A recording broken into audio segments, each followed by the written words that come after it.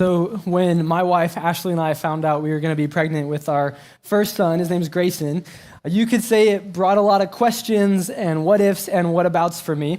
And I'm curious, just by a show of hands, raise your hand if you are somebody in here who has met or maybe you've had a child who just incessantly asks why all the time. Raise your hand. Okay, cool. Yeah, a lot of us have. So now picture that child never maturing out of that, becoming an adult, and now you've met me. And so I just apologize ahead of time. But I just, for some reason, please pray for my wife, and she has to deal with me, but I have to just know the deeper meaning and purpose behind things. And so I ask a lot of why questions. And so when we found out we were pregnant, we're going to become parents, I just began to wonder, well, apart from survival, is there a greater purpose to parenting? Is there a whole goal here? And so we found ourselves surrounded by some incredible parents that we looked up to, and we started having conversations with them and just asking, hey, what's the goal of this? What are y'all's values? What does your family look like? All these kind of questions. And we learned a lot. There were some common threads that we picked up on. There were some differences for sure. But one of the common threads that we bumped into in every single conversation, it most often came from the father, the dad, is that at some point they would be like, hey, really lean into this one, listen to this, and they would say some version of this sentence right here. You'll never get these years back. You'll never get these years back. And I can tell this resonates because I see some nods as that even popped up, right? And they were alluding to the younger years of kids that go by so fast it feels like. And what I observed is that some dads were saying this from a place of gratitude and reflection, and some of the dads were saying this from a place of regret, that they missed out on some of those early years. And primarily they missed out because of their job. We began this series 4 weeks ago called 90,000, talking about the 90,000 hours that we spend at work in our life. And we knew from the beginning of this series that we had to talk about one specific thing, because what these dads were alluding to when they said this is something we all wrestle with, but I think we all earnestly desire in our life. And that is a balance between work and life. We've been talking about why your work matters, that because we spend so much time there, we want to invest that time in a way that brings meaning and purpose to our life. But we also know that we spend hours in other areas of our life as well. Work and life is this dynamic between what we have to do to survive and provide, right? And this includes stay-at-home parents. This includes if you're looking for a job. This includes students, what we have to do just to make ends meet, and what we want or get to do to enjoy life, or those that we do life with. And when we began this series, we talked about the fact that work is so much more than just surviving and providing, that it is something that is meaningful, and it can bring meaning to your life. But don't be mistaken, work is not the meaning of our lives. And there's a balance here between our 90,000 and the way we spend the rest of our hours.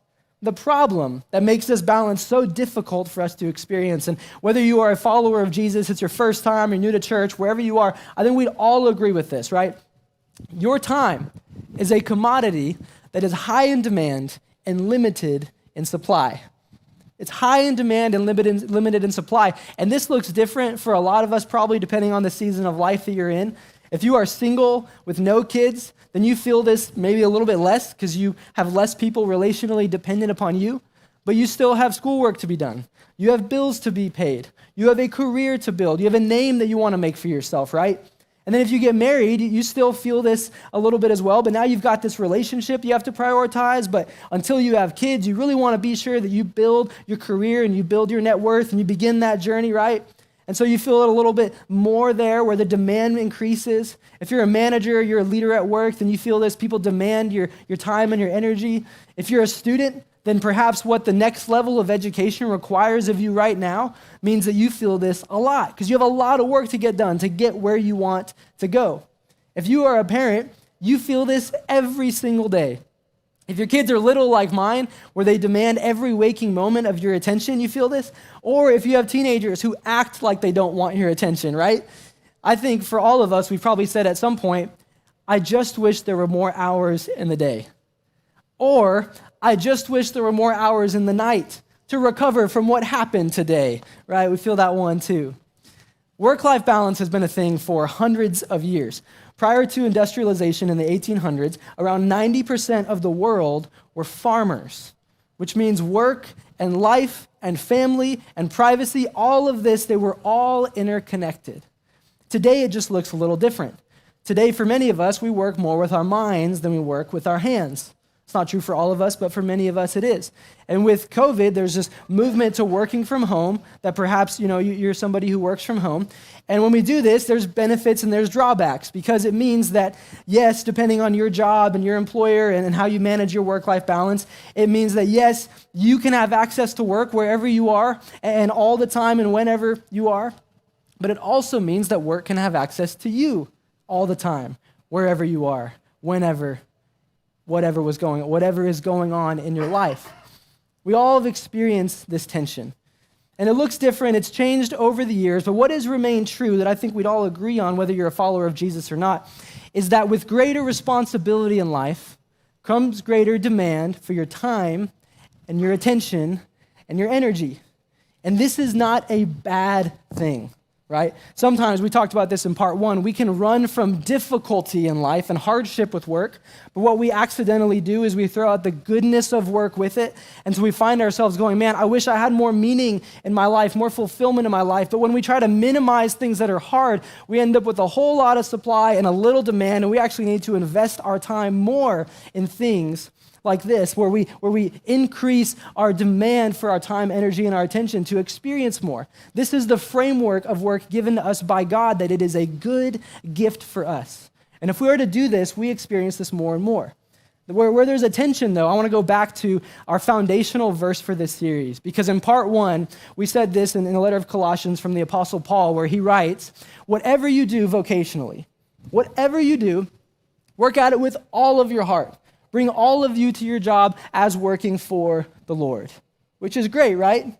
But we also know we have other priorities, because also throughout the scriptures in both Old and New Testament, we see the importance of taking care of your heart, of taking care of your own soul, of taking care of your family and providing for and stewarding the little kingdoms that we all have in our life, the people that depend on us.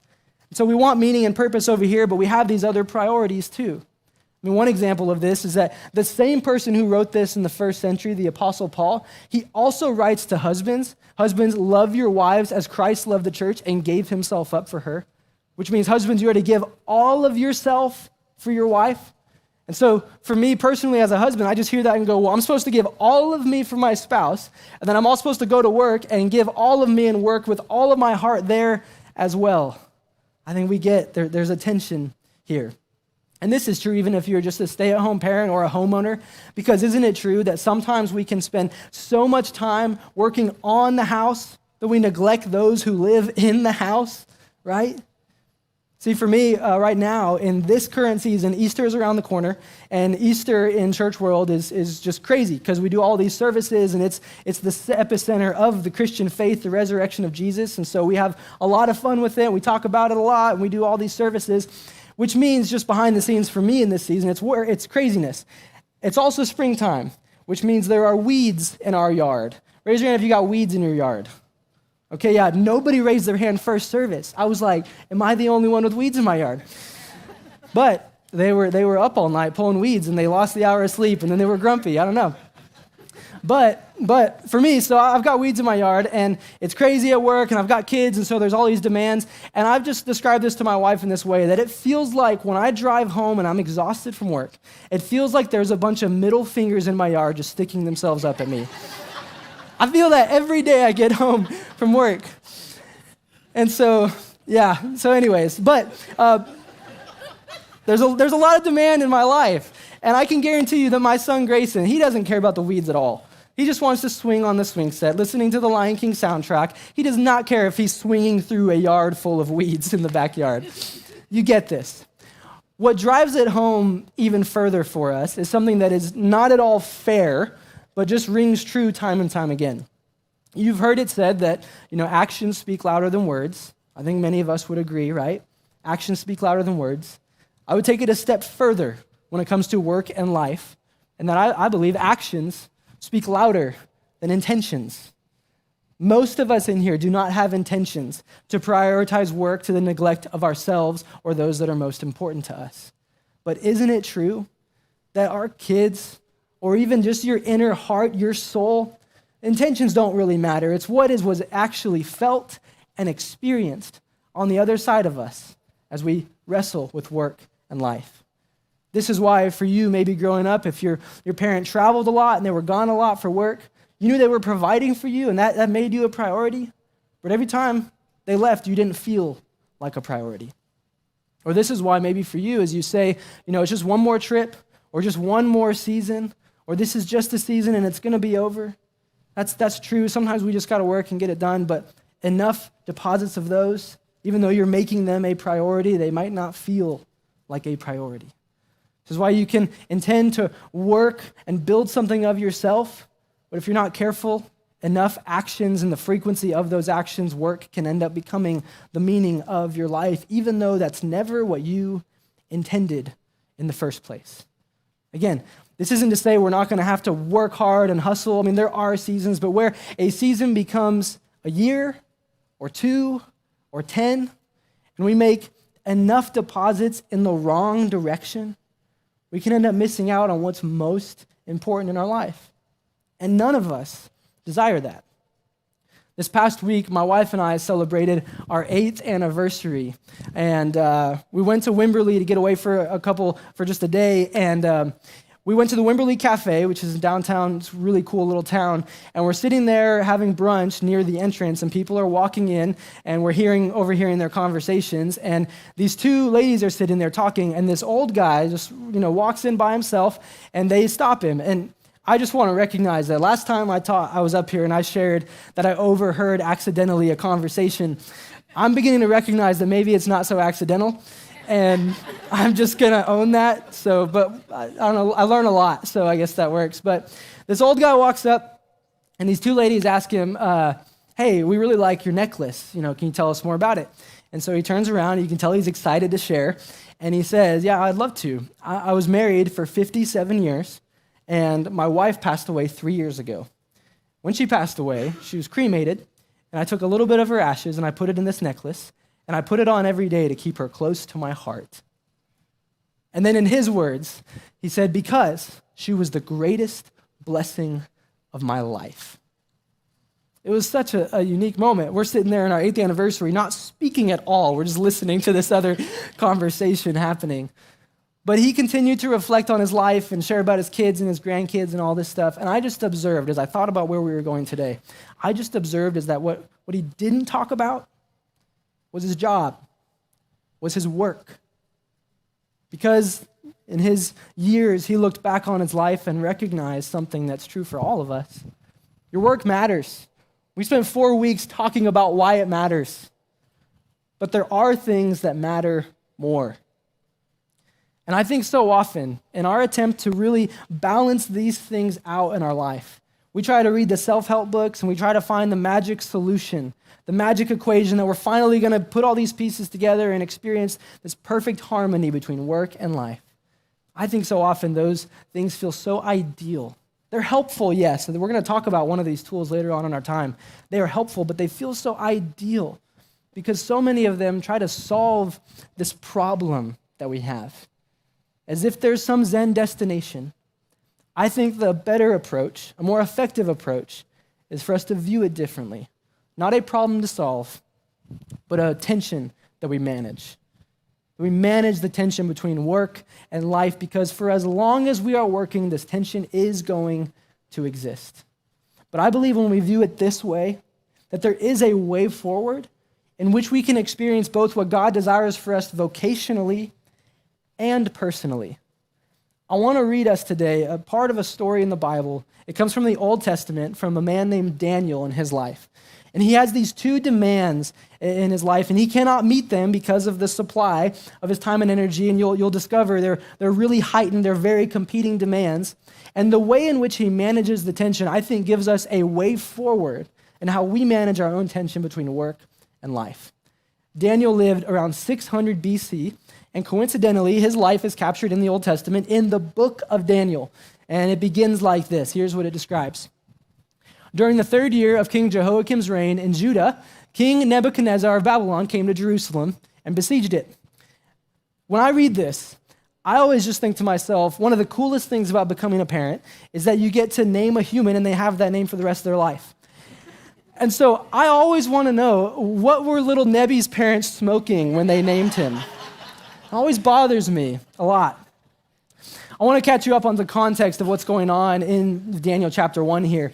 The narrative of the Old Testament is really capturing and talking about this kind of roller coaster ride of obedience and blessing of the ancient nation of Israel, all the way to disobedience and punishment. And they're on this roller coaster ride the entire time because God is both, yes, loving, but also just. So there are consequences when the nation turned away from God.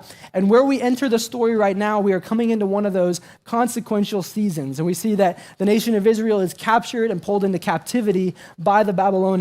And here's what the king does after Israelites were captured. And the king ordered Ashpenaz, another great name, want to know what his parents were thinking too, his chief of staff, to bring to the palace some of the young men of Judah, this is a tribe in Israel, royal family and other noble families, who had been brought to Babylon as captives. It continues. Select, this is the king talking, select only strong, healthy, and good-looking young men, he said. Make sure they are well-versed in every branch of learning, are gifted with knowledge and good judgment, and are suited to serve in the royal palace. Train these young men in the language and literature of Babylon. So the king sees there's a toughness and a resiliency to the Israelite people, and he wants to bring some of them in to be part of his royal palace guard.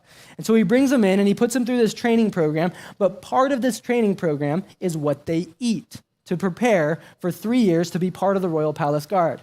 And when you read it, you're kind of like, okay, well, why do they include this specific detail here?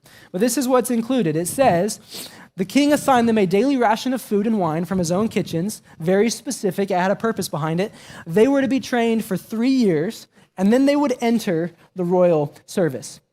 Here's where Daniel enters the scene, because Daniel is one of 4 Israelite men that are selected to be part of this program. But with this arrangement of what they are to eat, Daniel has a problem with it, because we read this. It says, but Daniel was determined not to defile himself by eating the food and wine given to them by the king.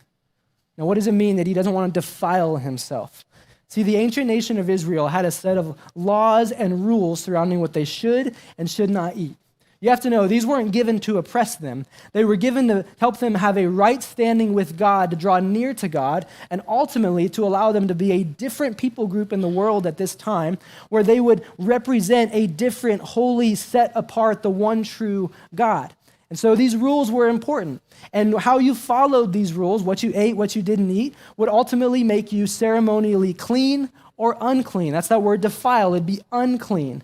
And if you were clean or unclean, it would mean you could participate in ritual and community practices of doing life with other people and just drawing near, having a right standing with God. And so Daniel is determined not to defile himself. He doesn't want to be unclean, which just shows his character, his resolve, his priorities, because for many people who are brought into slavery, I mean, we wouldn't really care at all about what we are eating if we have food, right? But it just shows his integrity and his faith and his principles that he says, no, I want to stay true to what God has called me to do. But there's a problem with this, because he is a slave, he is a captive. And so by saying no to this diet, what he is potentially setting himself up for is to be put into slavery with far worse conditions, or just to be killed by the king for disobedience. And so Daniel finds himself in this tension. Really, it's a work and life balance tension at a whole new scale, because the stakes for him are that he could lose his life. On the outside, it seems like there's no win-win, right? He is to stay true to his principles, but then Babylon wins and he could lose his life and they get what they want. Or he doesn't stay true to his principles, but then he could lose his life and Babylon misses out on what they've set for him to do. It's a work-life balance tension. And so what does he do in this situation? How does he navigate this? You see, the key for Daniel is not in what he decided in this moment. This is really important. The key for Daniel is in what he had pre-decided, in what he had determined ahead of time he was going to do when faced with this situation. What was most significant to him that informed what he was to do right here. And so what we would expect, because he is resolved, he's determined, that he would raise his fist and go, I'm not going to eat the food. You can't make me do it. But Daniel does something so unexpected. If you're anything like me, I see a lot of situations in black and white, option A and option B. Daniel saw it differently. He saw to eat the food and not to eat the food as option A and option Z, with a whole lot of potential outcomes and opportunities in the middle. Because look at what he does here. It's so unexpected. He just asks the chief of staff for permission not to eat these unacceptable foods. Is there a version of this arrangement according to my faith, and I don't have to eat these foods? To which we would expect, when we think about our own jobs and people we report to, we would go, oh man, if the stakes are that high, this is not going to go well for him, right? But we miss out. When we make that assumption, we miss out on two of the most significant words in Daniel's story. Because look at what it says next. Now, God. Now, God. By Daniel not trying to control all of it on his own, he opens himself up to this gray space where God is invited in to his work and life balance situation. And what does God do? It says, now God had given the chief of staff both respect and affection for Daniel. So God enters the situation as a variable by stirring within the heart of the chief of staff a respect for Daniel. I wish we could continue to read the story. I want to summarize part of it because we don't have enough time to do that together. But what happens here is Daniel asks, and then this man has respect for him. God enters the equation in that way. And so the man says to the chief of staff, Ashpenaz, he says, hey, I get it, Daniel. I respect you and your faith and what you're trying to do here. The problem is that if you don't eat these foods and end up strong and healthy, well, then that means that my head is on the line at the end of these 3 years. Like if you guys don't show up strong and healthy, I will be killed for not doing my job. And so another work and life balance situation right here, right? And so what Daniel does is he goes, oh, I'm so glad I was curious and I understood the real problem here. I thought it was about the food, but it's about being strong and healthy. The food was a means to an end.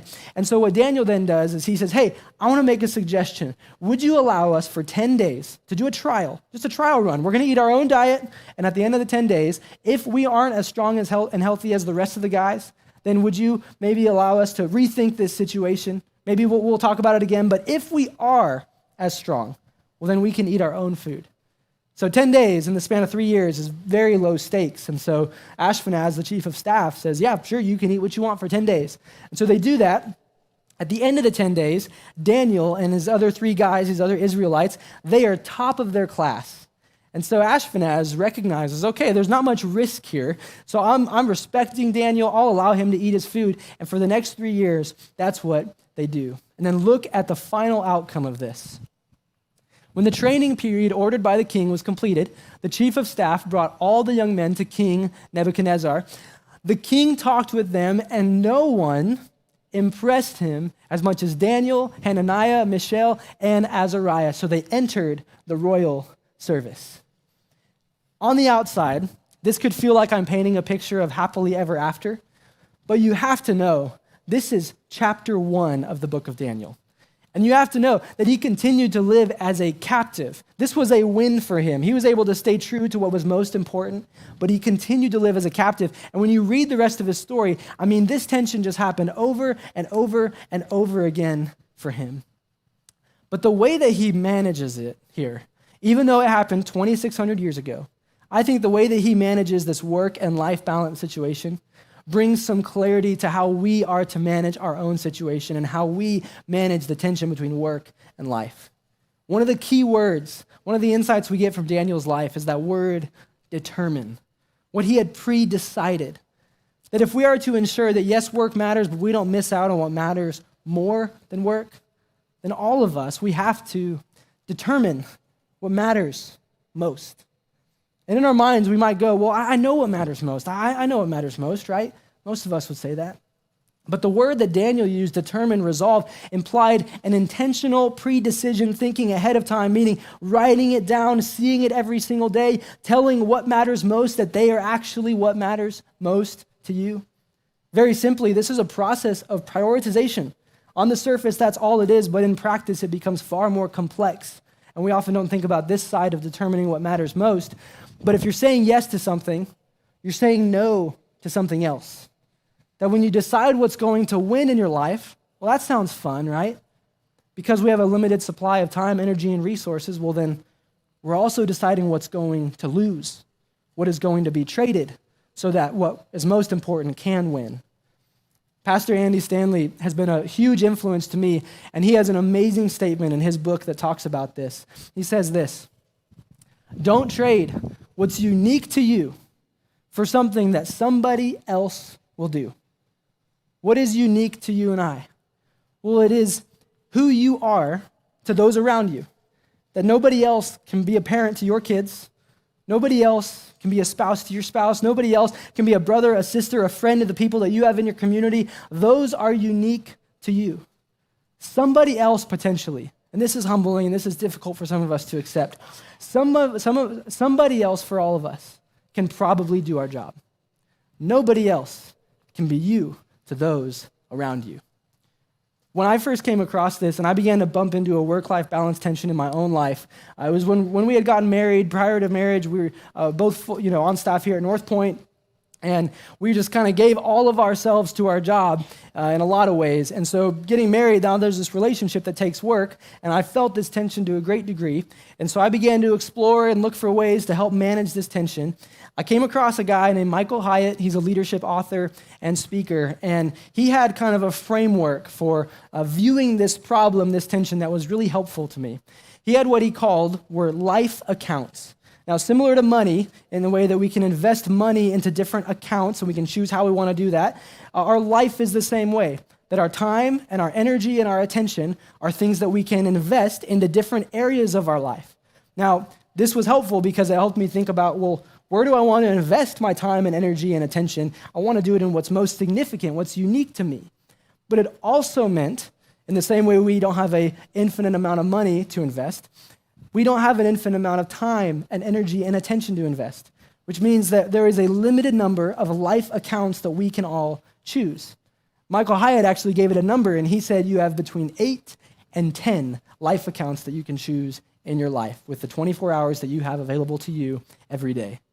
And so for me, I wrote out what are my life accounts, and it's changed over the years. I've been using this for about 7 years now, but I just want to share in hopes that it's helpful for you, my thinking through what was most important and unique to me. These are my life accounts.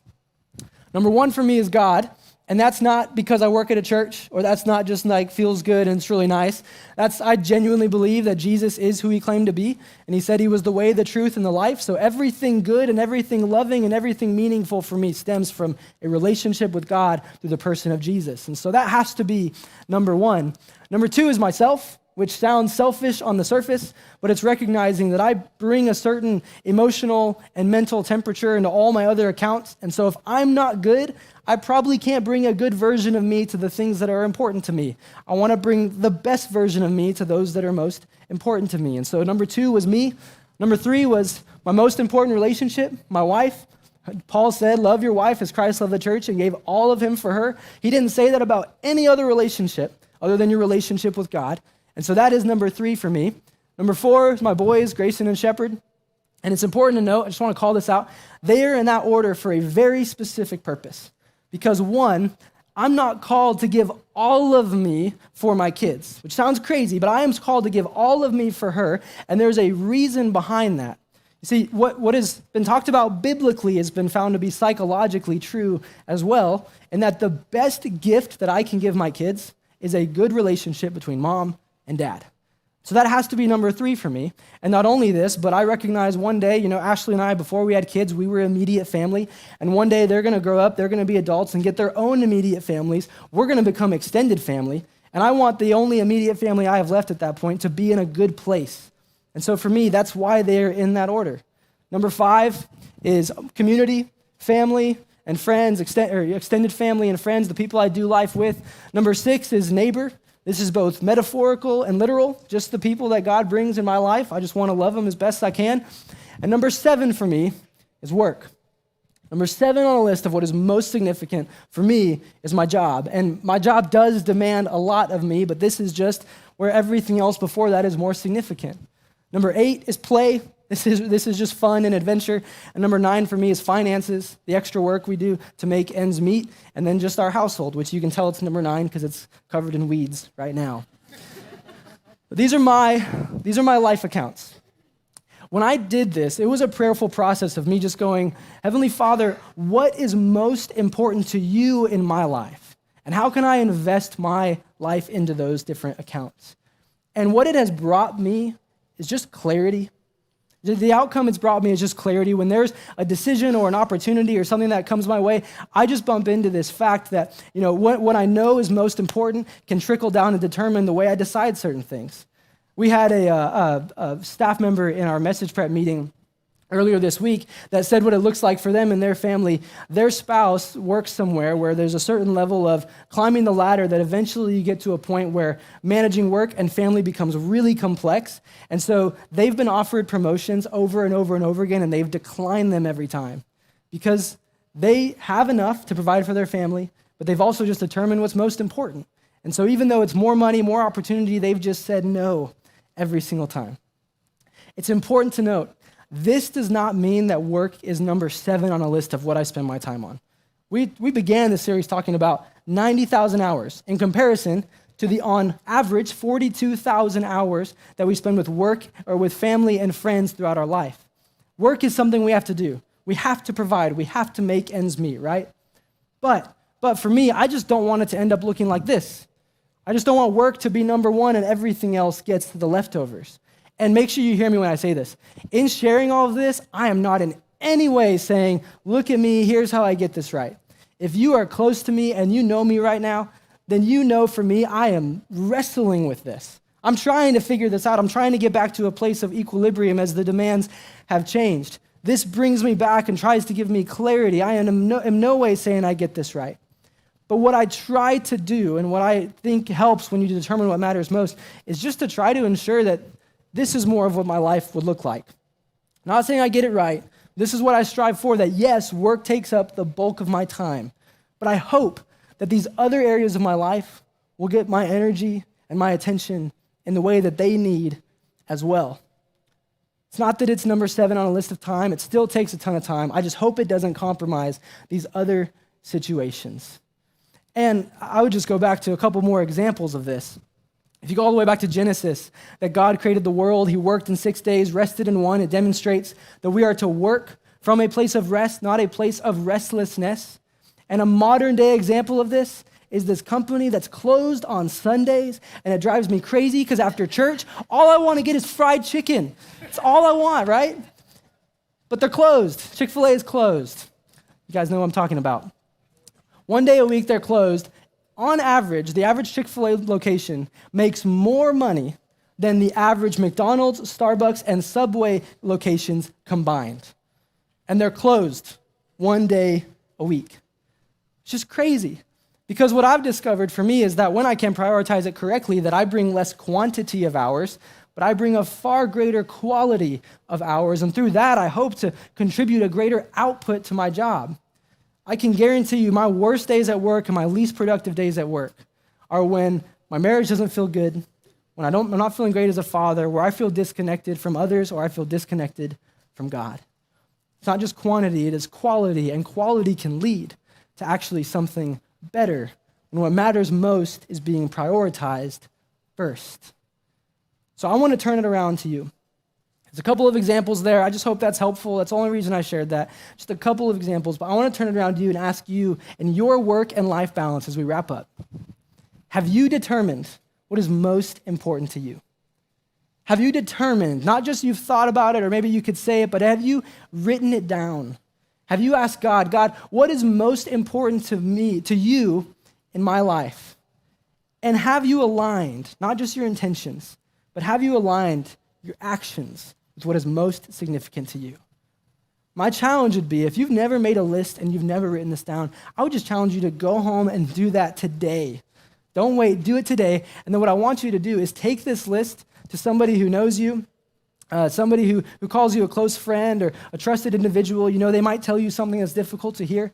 And I just want you to ask them, do I actually live this out? It's so challenging, and the results might not be the most encouraging, but do I actually live this out?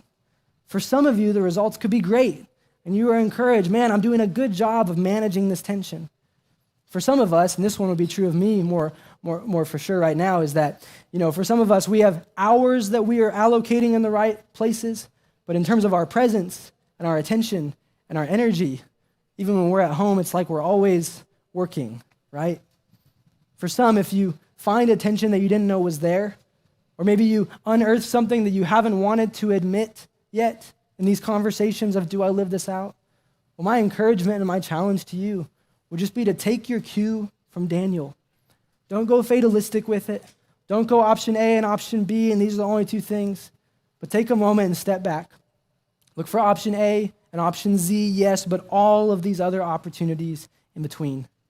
To ask and explore and discern, is there a way, an arrangement in which I can keep what matters most at the top of the list? And when you get stuck, many of us stop and we discount what, again, are those two important words in Daniel's story. Now, God. Now, God. When you get stuck, don't forget about your Heavenly Father. So often, we don't talk about faith and work in the church, and I think that's why sometimes we forget to invite God into our vocational life. But when you make a decision to follow Jesus, you're not just making a faith decision. It encompasses every area of your life. And did you know that God wants to be part of your work life? Did you know that God wants to participate with you on your vocational journey? Daniel, yes, determined what was mattered most, but then he didn't just go and try to solve it and white knuckle and control all the outcomes. What he did instead was he allowed space for God to work. Allowed space for God to work in his life. He left a gray space open for his Heavenly Father. There's a psalm that says that God delights in all the details of our life, which means he is not just Alpha and Omega and Creator and Almighty and King, but that he is also Comforter and he is Provider, which means that when we don't know how all these pieces are going to fit together, that we can open up our hands and say, God, I'm trying to be faithful here. I'm trying to prioritize what is most important, but God, I'm struggling. So would you meet me in this?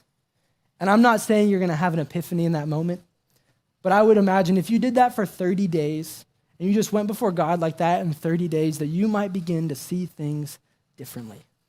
And there might be something that you didn't see before as it relates to your work and life balance. Because God's not going to leave you hanging. He doesn't tell you to prioritize your family and take care of yourself and then leave you hanging. He might not provide for you in the way that you want, but I believe he will provide for you in the way that you need. I think this looks different for all of us. But one thing that is true is that wherever you are with your work and life balance situation, however you've managed this in the past, I do believe one thing is true, that there is hope for you. There is hope for your work and life situation. I want to end our time by sharing a quick video clip of a man named Bill Bayless. We do a project here called Story 512. We try to capture stories of just incredible people in Austin. And Bill was a man who was the epitome of career success, started from nothing and built up a company for 20 years. And this essentially started the student housing industry. And he eventually sold the company for $13 billion with a B. And his story, the wisdom, and what he shares here, I think can just be inspiring and bring some hope for all of us. So I want to share this, and then I'll wrap us up. Take a look at his story. What inspires you today, this Family. season of life, this moment? The thing that I regret, I do have one regret in my career, and that is I was terrible in the early days of the company in the balance of family and work. And I missed my children growing up, truly. It chokes me up. Making that up for that with the grandkids. Got 5 beautiful grandchildren, absolutely the center of my universe. You got to find the balance. And so you can still have all that drive, all that ambition, but don't forget what really matters in life. And so the one thing I would say to people is, go accomplish your dreams, but never lose sight of why you're doing it in the first place. For me, it was to be a provider and to make sure my family was taken care of. okay, that if you're not there for the quality moments and the time, you got the wrong priorities. And so I learned that a little later in my career. As I'm still now pursuing a new career, I'm doing it in that fashion, more balance. And I try when I mentor young people to have them learn that lesson and not make the same mistake that I did in that regard.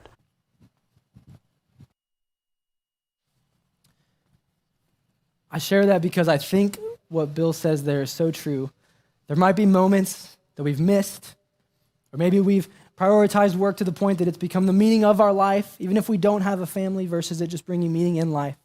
But I believe there are moments you can still be a part of. As long as there is breath in your lungs today, you can make a difference in this.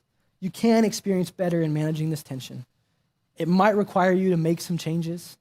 It might require you to open yourself up to just receive God's grace in a new way, despite what you find in your past. But I believe you can experience what matters most, actually mattering most. Yes, your work matters, but there are things that matter more. And in light of that, would you be willing, tangibly, writing it down, determine what matters most, asking if your actions and intentions are aligned with somebody else, and allow space for God to work? Because he wants you to experience everything that he desires for your life, both personally and vocationally. Would you pray with me? Heavenly Father, thank you so much for the gift of work, even when it doesn't feel like a gift, Father. Thank you that you love us. Thank you that it's something that can bring meaning and purpose to our life. And wherever we are today in terms of how we work and how we approach our job, God, would you just open us up to perhaps something you want to say to us? We just want to open our hands and invite you in and allow space for you to work, whether that's at our job or even it's just between how we're managing our work and life balance. Father, help us to experience what you desire for us, personally and vocationally. God, in Jesus' name, amen. Thank you guys for being here. We'll see you next week.